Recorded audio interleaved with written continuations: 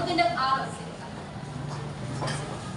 Ayon na sa diwang sinahayag ko sa ang kabataan ang pag-asa ng bayan. Ngunit, sa panahon na mabilis ang pagbabago, sa panahon na tila inuna ang teknolohiya kaysa tradisyon, nararapat lamang na itanong sa ating mga sarili. Habang umuunlad ang mundo, dala pa ba natin ang kultura at tradisyon bilang kabataang Pilipino?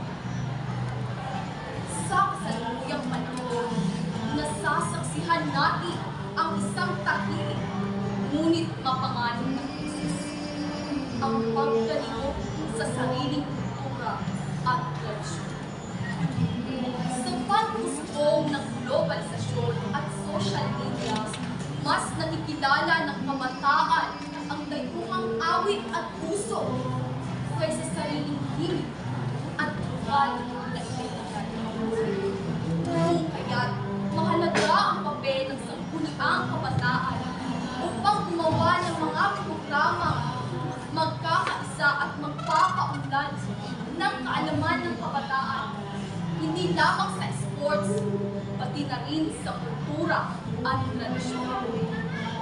Sapagkat, ayon sa UNESCO, mahalaga ang kultura at tradisyon sa sustainable development ng isang bansa, sapagkat ito ang nagbibigay ng malinaw na direksyon at pagkakaroon.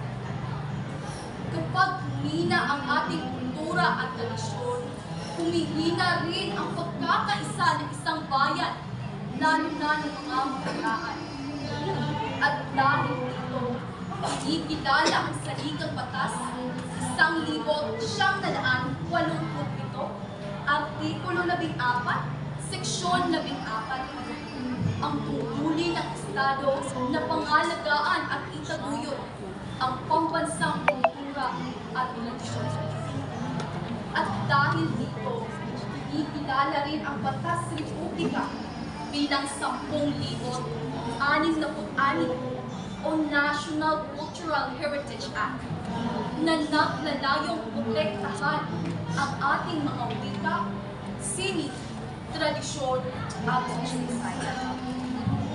Gayunman, nananatili ang kakulangan ng suporta at ang mababaw na pagtanaw sa sining bilang libangan lamang.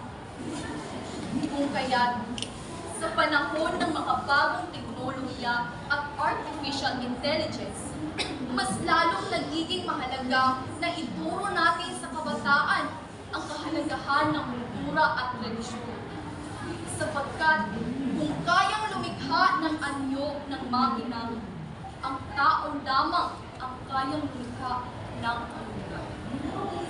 Kung kaya't, ang tanong ay hindi kung may lugar pa ba ang kultura at tradisyon sa modernong panahon, kundi kung may kinabukasan pa ba tayo bilang mga kabataan kung mapapabayaan natin ang mga ito.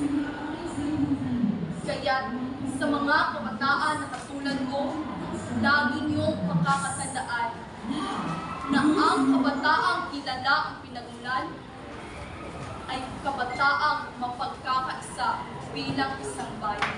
Maraming salamat.